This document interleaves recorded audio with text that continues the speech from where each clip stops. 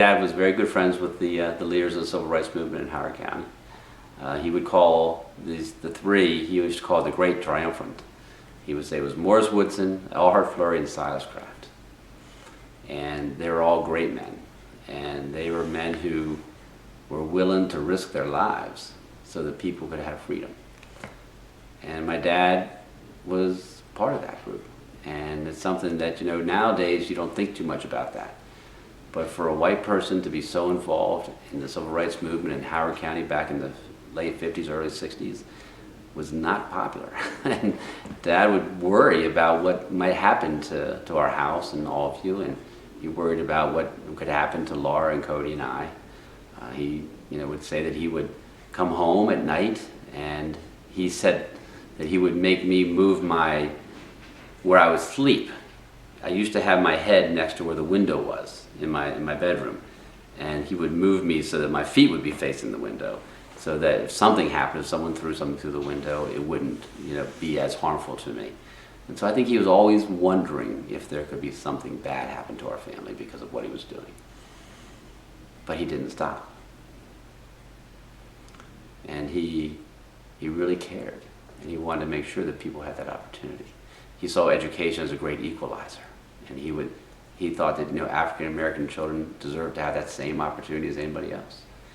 And it was awesome to have that around our house, because families in Allview, which was Lily White at the time, they would often come. Parents would ask me questions about what was going on in our house and why were so many black people coming to your house. And I think they were worried that my dad was going to sell the house to a black person because we didn't want to have a black family move into the neighborhood back then. Or my dad might be dating an African American woman, which he actually did at times. I'm sure that was very scandalous back then.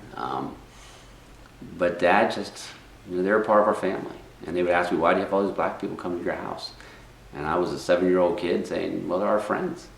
I didn't know anything different. But the Morris Woodson and Silas Craft and Elhart Flurry, you also had Reverend John Holland.